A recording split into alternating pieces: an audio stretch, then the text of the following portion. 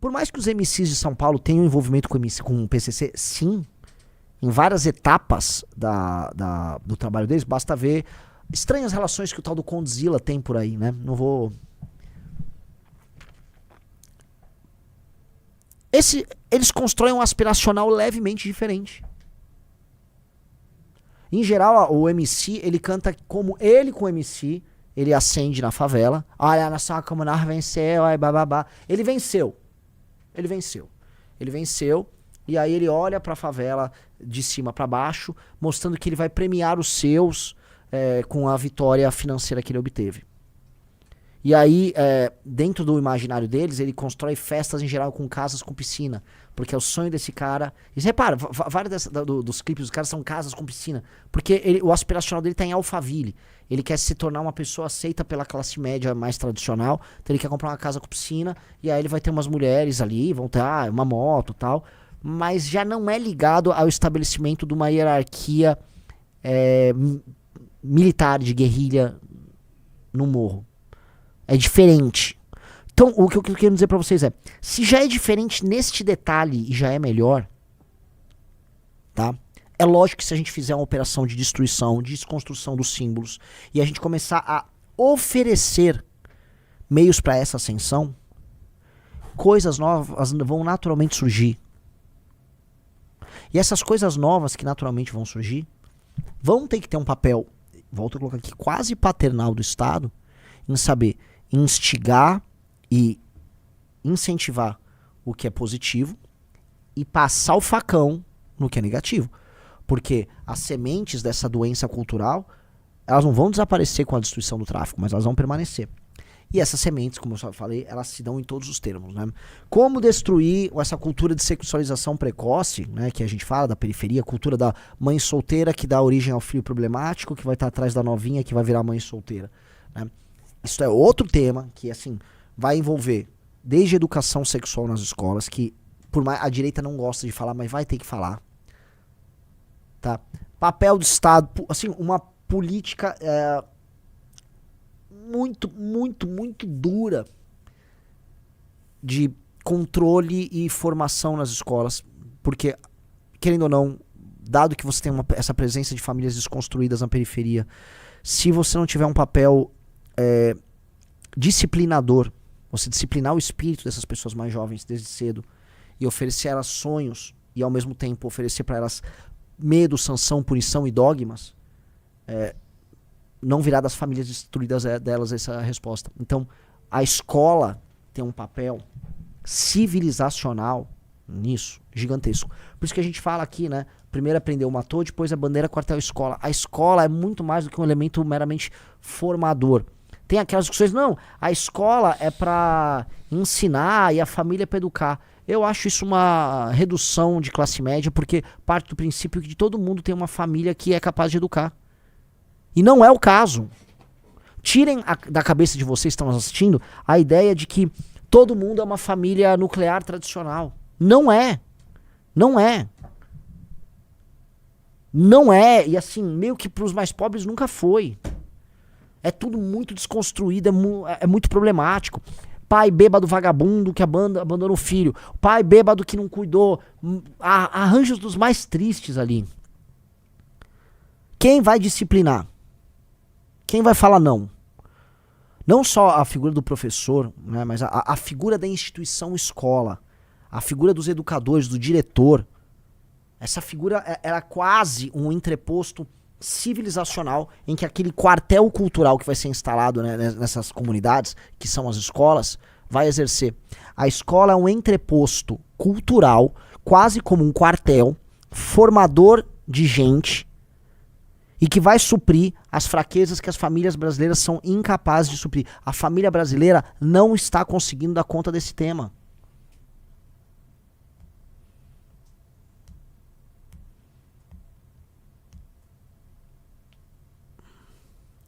E isso é muito difícil, porque a resposta conservadora para essas coisas sempre foi uma merda. O conservador trabalha com a ideia assim, não, porque isso cabe à família. Ô conserva bobo, caralho, que família? Que família? É quase a família pro comentarista conservador, é quase uma abstração baseada numa família americana dos anos 50. Que família, ô cara pálida? Então, fica essa porra, eu sempre vejo, não, porque a família vai para... A família nem sabe educar, você quer falar que a família vai educar a escola, a família não sabe. Quando muito nessas famílias humildes conseguiram manter o núcleo pronto por conta da presença de uma igreja que foi lá e segurou a duras penas. Quando muito. Aí os caras acham que novamente essas regras de 3, porque a direita no Brasil importa tudo dos Estados Unidos. Importa do movimento liberal, movimento conservador, tudo importado. Aí porque eles acham que são uma família do Arkansas, né? Que as periferias brasileiras estão cheias de Quakers ou de, sabe, batistas tradicionais americanos, né? Todos com sua família. Ai, não, vou tomar meu copo de leite no almoço e vou fazer uma oração, né, com a minha família comum. Aí vai chegar um professor degenerado na escola. Para com esse papo de mongol, esse é papo de mongol. E ficava tendo essas discussões na direita que é papo de mongol. Igual esse LARPing que os caras fazem, assim, né? Da Threadwife que casou com não sei quem. E eles agora, ela anda com uma roupa muito modesta, fazendo pão e manteiga. I'm churning butter. Estão fazendo manteiga aqui pro meu marido, não sei o quê. Ficção de classe média alta, que aí vai que agora eles fazem esse LARPing de católico, aí ele vai numa igreja católica de elite na cidade, né? Não, estou revivendo um estilo de vida século XIX. Cara, no século XIX, assim, uma pessoa dessa classe social de vida teria escravas fazendo esse tipo de trabalho, só pra avisar, tá? Só pra avisar essas moças que caem nessa conversa. Você teria escravas fazendo isso. Então, nem era assim, tá? Vocês estão tão idealizando e imitando americanos.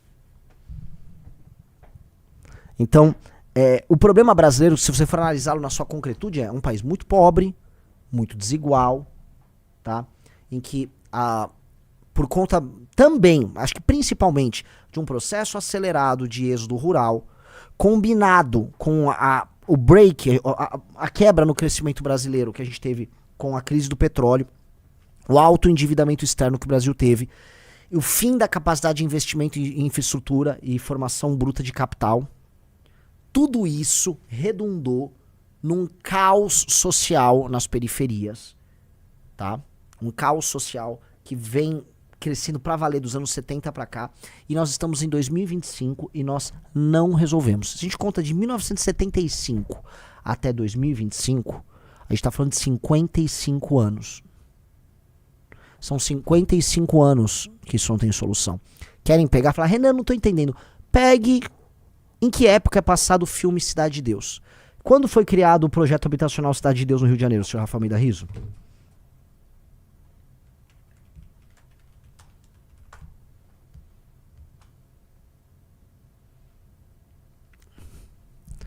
Veja só, Cidade de Deus, um retrato completo da história. Cidade de Deus era um favelão, e aí o governo... Liga o ar-condicionado, por favor. O governo criou um projeto habitacional. A ideia era boa, mas era um projeto habitacional longe. Esse projeto habitacional em si, ele já é favelizado e ele vira um lugar perigosíssimo. Ok? A história do filme Cidade de Deus tem todos esses ingredientes. Revejam, pra vocês entenderem o que eu tô falando, o filme Cidade de Deus. Você vai ter algo que é passado dos anos 60 pros anos 70. Promiscuidade, criança entrando pro crime, né? Os meninos que são recrutados e viram membros do crime organizado são todos muito jovens, oriundos de famílias desconstruídas. Pessoas atomizadas sendo jogadas pra morar num lugar longe. Todos esses ingredientes que eu tô falando, se você assiste o filme Cidade de Deus, você vai olhar e vai falar...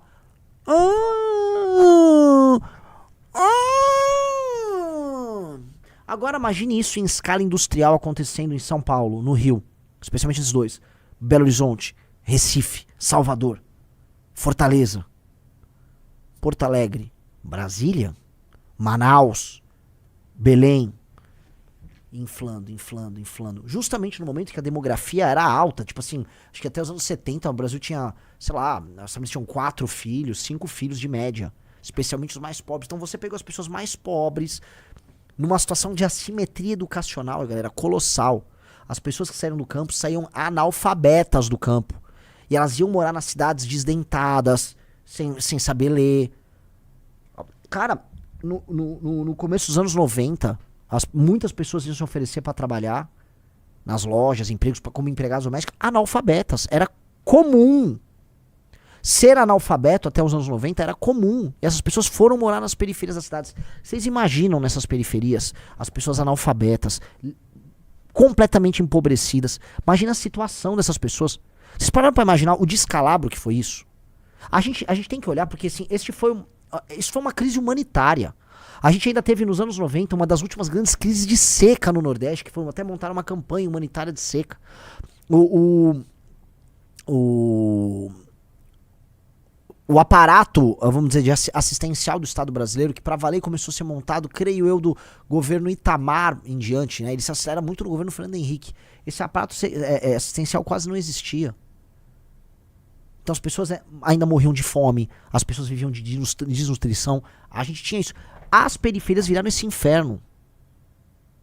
Não resolveu, são 55 anos sem resposta. E o papel do Estado foi dizer que essas periferias tem uma cultura pra nos entregar. Ah não, tem algo legal. Surgiu algo legal. Não surgiu! Não surgiu!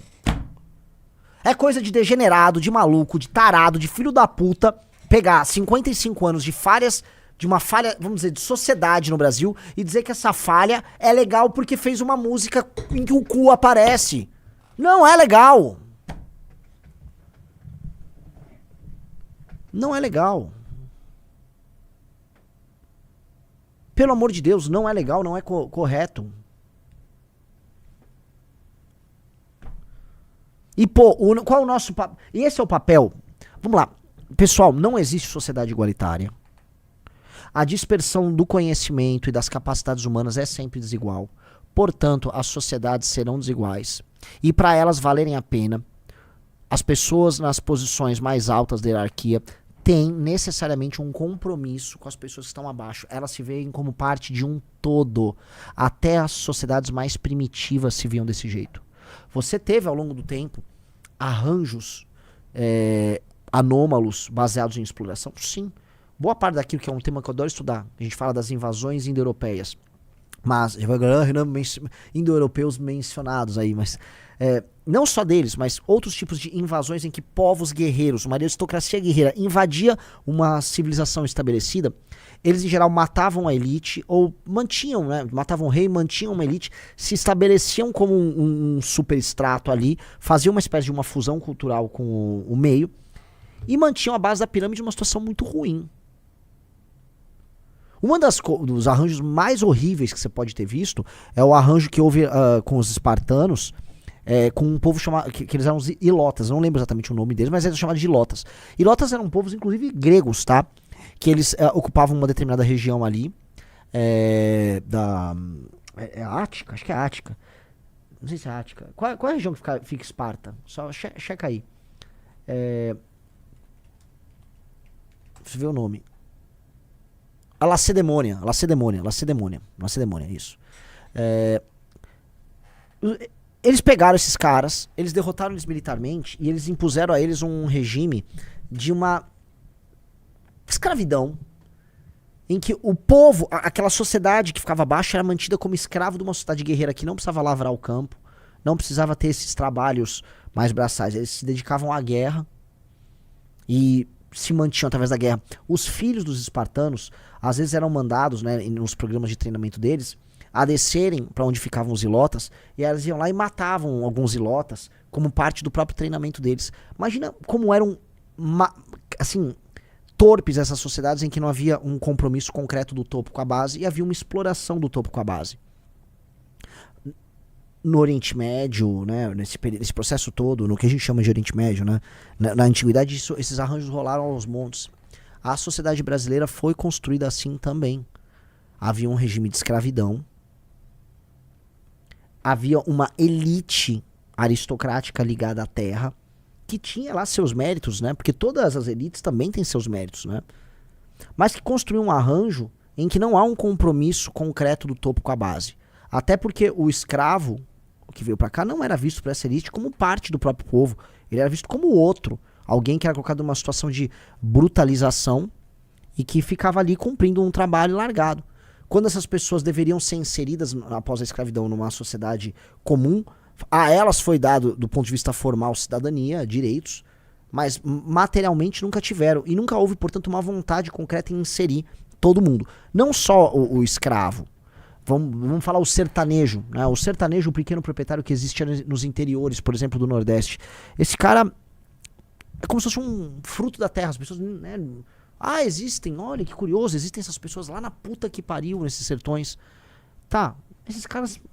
Uma vez o Dom Pedro II foi lá ver a seca, a fome. Nossa, olha só. Quando surge Canudos, né, e você tem uma revolta, uma rebelião em Canudos, no fundo eram as pessoas daquele arranjo ali se rebelando com uma nova ordem que surgia, essa ordem republicana, mas também contra a estrutura de poder pré-montada nas cidades ali, e eles criam a própria cidade. Essa falta de compromisso que o topo tem com essa base, e olha o que fizeram com Canudos. Fizeram um genocídio em Canudos. Os republicanos fizeram um genocídio em Canudos. Foi um genocídio promovido pelo Exército Brasileiro. Porque foi uma forma naquele genocídio de matar, inclusive, os requisitos supostamente pré-modernos. Que eram pré-modernos. É que quem disse que o exército nosso era moderno, né? O exército nosso, no fundo, enfim... Ele achava que era moderno, era todo positivista, ele estava achando que ele estava matando certas raízes antigas nossas. E o exército só praticou um genocídio. Foi um genocídio puro e simples. Não há esse compromisso todo com a base. E nós que estamos formando um partido político, nós que somos um movimento político, nós temos que entender que nós vamos ocupar posições de poder. Fazer política é exercer poder. E você exerce poder não de baixo para cima, você exerce poder de cima para baixo. Quando a gente fala, ganhe uma eleição, vire juiz, seja um empresário, eu tô falando assim, suba. Se é pra subir, é pra vir com um compromisso com embaixo. Por mais que você não se identifique com a pessoa que tá abaixo.